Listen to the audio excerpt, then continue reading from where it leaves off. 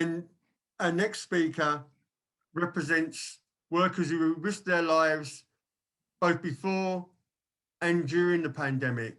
It's Jon Wharnsby from the Fire Brigades Union, who I understand has had liaison with the Grenfell community in the past and may continue to do so.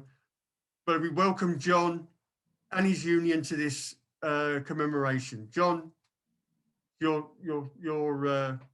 turn. Thanks very much. Can everyone hear me okay? Thanks very much for the invite. I'm standing for Steve White, who's very active in the health and safety community and obviously in the Waltham Forest Trade Council. Unfortunately, he can't be here today, so I'm standing in for him. Yeah, solidarity to everyone. Thanks very much for the invite. I can only echo what's been said before. We need to stand together against not only the cuts, but also the way that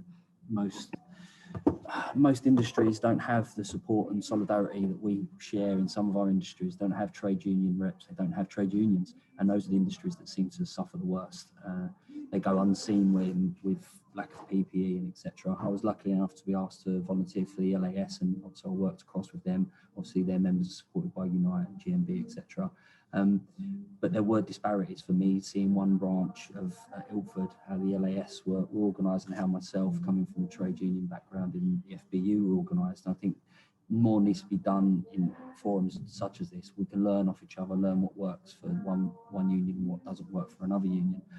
In my own industry, we saw sort of lack of PPE, lack of taking the lack of taking the problem at all seriously at the start.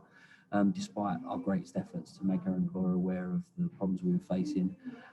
We had real problems with reporting and recording and adequate workplace risk assessments. And this is coming from an industry that's quite good at engaging with its employer.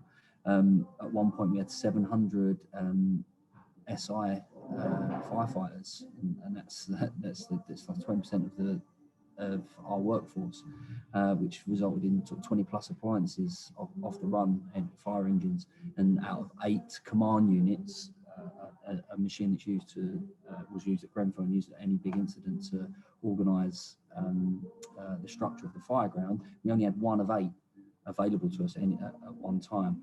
But we faced problems with the London Corona cell telling the LFB they don't have to report these missing staff. So we faced real problems that I didn't actually expect and hadn't seen in our industry in the 20 years I've been in it. And I think it was just a lack of taking the issue at all seriously, taking staff's safety at all seriously. We had continuations of training, things like some do with the colleague just there that spoke regarding the NEU.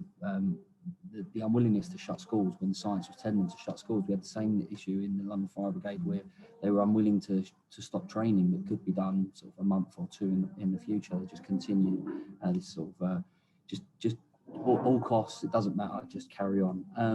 For us, I can echo what's been said before regarding cuts. We've seen cuts in the NHS, and fire service has seen unprecedented cuts under the Tory government, and it looks like we're going to be face some more. So there's a white paper coming out from government about the fire and rescue service, which will be coming out soon. We're going to need solidarity from all of our brothers, sisters and comrades in all other trade unions to fight this modernisation, which is just a smokescreen for cuts in the fire service. When I've spoken on these things before, I'll echo what I've said in the past, where everyone talks about the coronavirus being the sort of Second World War of this generation. Well, let's hope that we have a reaction from the public similar to the Second World War, where they voted for a socialist government, they voted for the NHS, and they voted for homes for the people. So let's hope that coming out of this crisis, we do actually get hold of it, and we do get to speak to our members and speak to the general public. We need a proper socialist Labour government to take over and invest in the services that we need to protect people for the future. But thanks very much for your time. I'll try not to blather on too long, and solidarity all.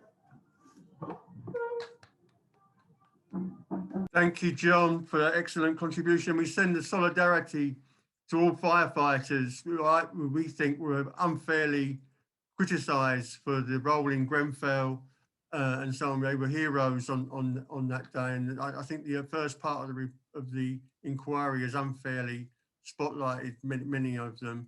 I think it was a poor report in that part.